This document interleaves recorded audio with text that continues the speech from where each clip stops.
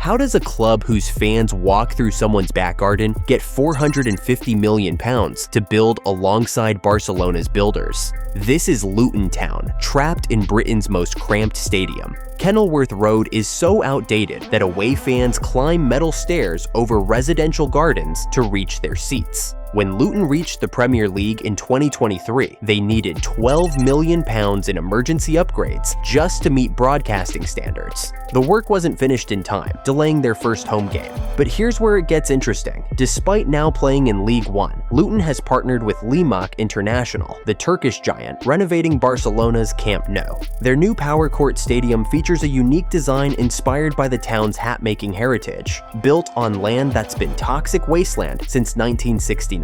After 70 years of failures, Luton is finally building their dream. This is how it happened.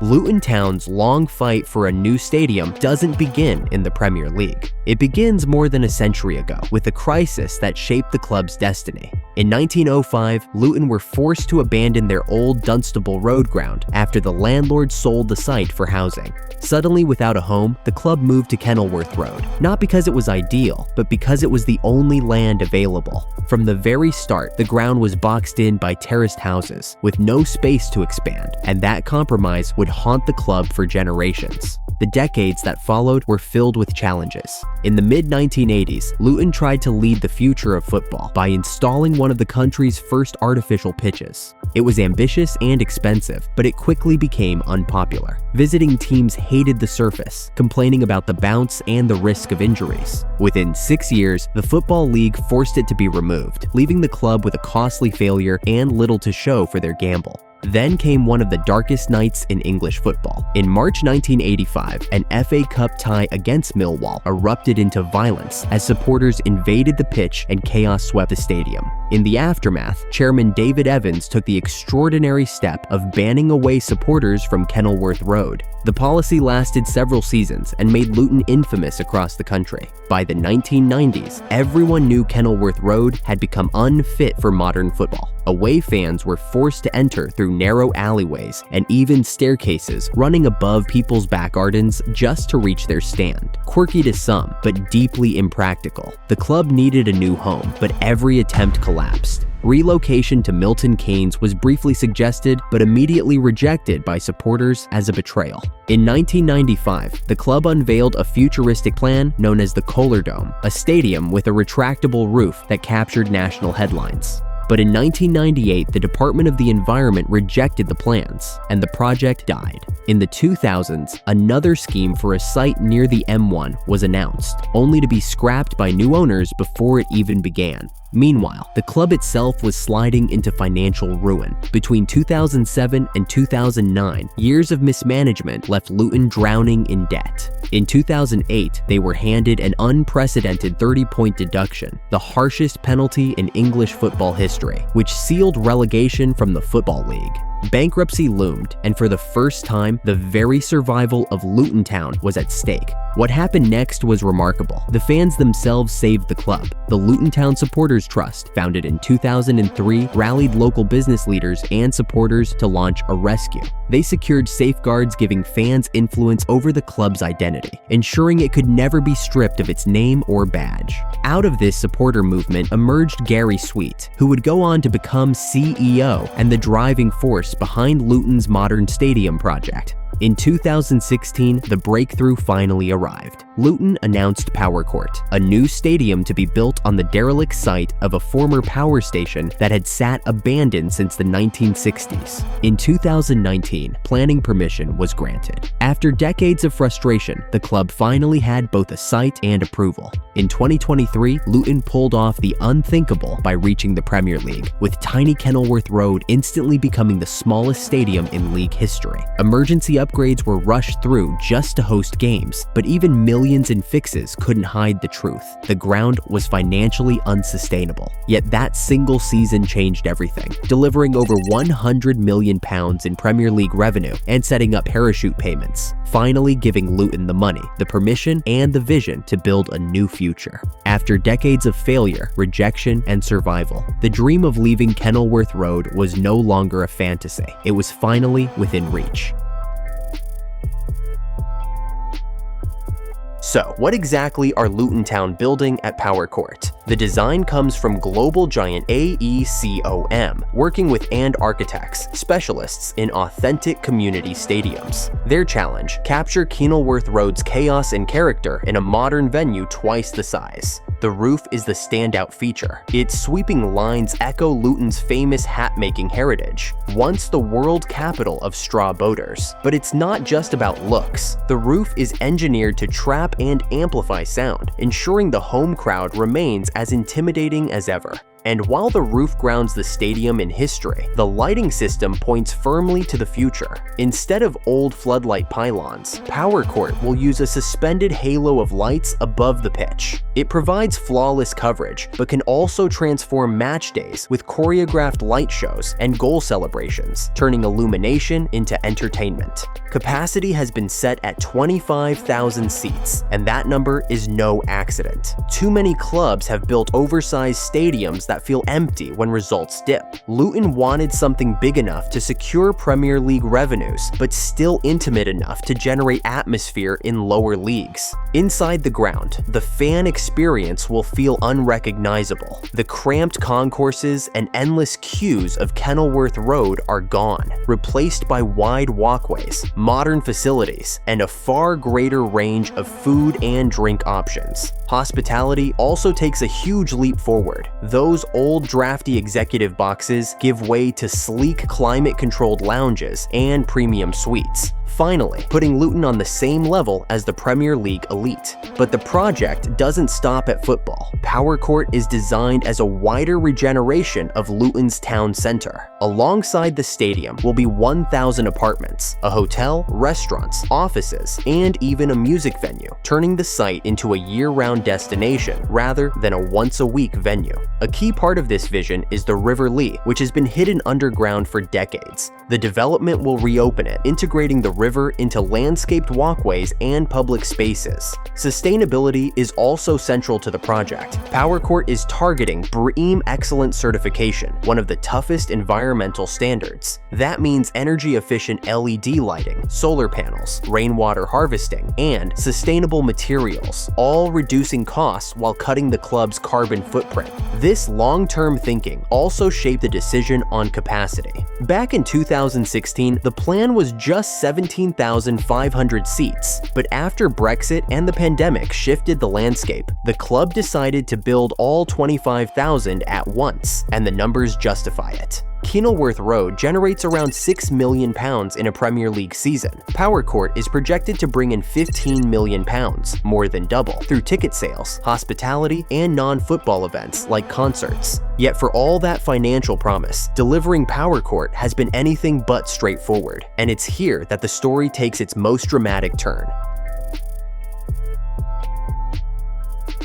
Getting permission and starting construction became a years-long battle, creating deep community divisions. Luton secured outline permission in January 2019 for the basic concept, but when detailed plans arrived in September 2024, everything had changed. Capacity jumped to 25,000, designs were refined, and mixed-use elements expanded. That 5.5-year gap signaled chaos behind the scenes, and the public response was explosive. Around 11,000 representations flooded Luton Borough Council, one of the largest consultation exercises in the town's history. But before any of that, a corporate war nearly destroyed the dream. Capital and Regional, owners of the Mall Shopping Center, launched a fierce campaign claiming Power Court would devastate their business. In July 2017, the conflict turned personal. LTFC Chief Executive Gary Sweet publicly confronted the mall owner, accusing him of threatening behavior and swearing never to sell Power Court land to them. Fans retaliated by calling for a boycott of the mall, with one supporter accusing the center of turning Luton into a ghost town. Capital and Regional fired back with their own vision, an urban park instead of a stadium, arguing that a football stadium is used for 4 to 6 hours per week and doesn't contribute to a town center's economic vitality. The battle raged for 2 years. Then came the contamination nightmare. The former Luton Power Station closed in 1969, leaving 56 years of industrial pollution buried in the ground. Soil contaminated with heavy metals and chemicals polluted groundwater, and the risk of releasing toxic air during excavation turned remediation into a multi-million-pound operation. The River Lee added another layer of complexity. This wasn't just opening up a river, it meant permanently altering the natural course of a protected waterway. Ecological surveys had to document every species. If protected wildlife was discovered, construction could be halted indefinitely. Flood risk assessments had to prove that changing water flows wouldn't leave nearby properties facing skyrocketing insurance costs. But the biggest controversy nearly collapsed everything. The original funding model relied on Newlands Park, a separate retail development at the M1 motorway. Major stores like House of Fraser would anchor the site, with profits cross-subsidizing the stadium. It completely fell apart. Online shopping was already crushing retail before COVID, and the pandemic accelerated the collapse. Major retailers pulled out. The development scaled back massively. Then COVID made everything catastrophic. Material costs for lumber, steel, and concrete skyrocketed. Labor shortages drove wages up. The price exploded from around £100 million to £450 million, 4.5 times more expensive than planned. To save the project, Luton sold the Newlands Parkland to Morgan Stanley Real Estate Investing. It provided immediate cash, but surrendered control to an American investment giant. Critics wondered, was this a rescue or opportunism from a global firm swooping in during a crisis? The choice of Limak International, a Turkish firm, surprised many, with critics questioning their grasp of English football culture and overlooking UK companies. Limak's credentials were huge. They manage £4 billion in turnover, 30,000 staff, and are renovating Barcelona's Camp Nou. Yet even that raised concerns, as Camp Nou's project has suffered delays and cost overruns. Would Luton face the same fate? In April 2025, the partnership was announced. Piling work is set to begin summer 2025, targeting completion for the 2028 to 2029 season, about 3 years of work. But Limak only signed a pre-construction services agreement, not a full construction contract, leaving room for future disputes. Despite everything, the legal authority to build has been granted. Contracts are signed, which brings us to how they're paying for this.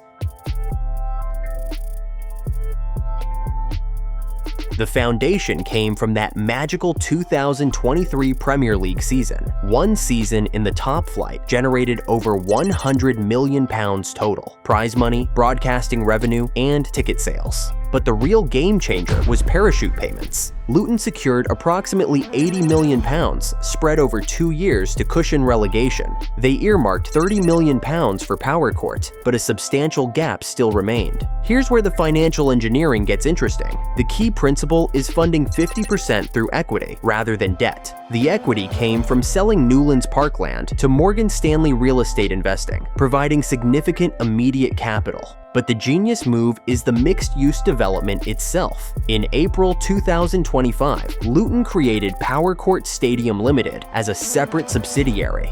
This is critical for risk isolation. If the stadium debt goes catastrophically wrong, it doesn't automatically destroy the football club. Creditors can't seize Luton Town FC's other assets. This firewall protects the club's existence. The remaining funding comes from commercial bank loans and possibly investor bonds. Lenders approved this based on revenue projections, showing Power Court generating £15 million annually versus £6 million at Kenilworth Road. That £9 million annual increase is supposed to cover loan interest and principal repayments. But what happens if Luton stays in League One where attendances might be 15,000? If corporate sponsors won't pay premium prices for third-tier visibility, revenues fall short, and suddenly debt payments become unsustainable. The interest alone could suffocate the club. Yet there are genuine positives. After completion, over 1,000 permanent jobs in stadium operations, hospitality, retail, and commercial spaces.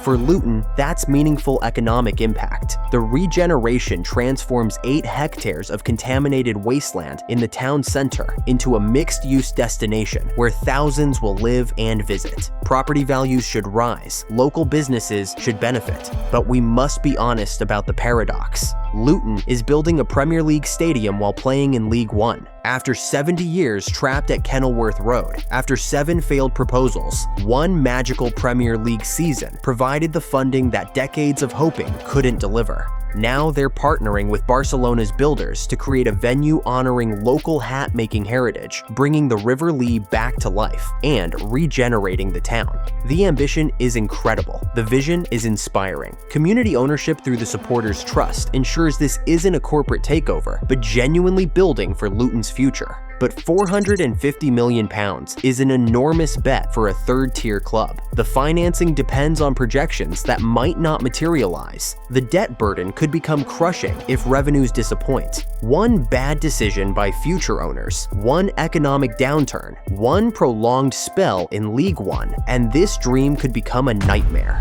What do you think? Brilliant long-term investment or unsustainable gamble? Let me know in the comments. And if you enjoyed this video, don't forget to hit subscribe and like button for more football stories.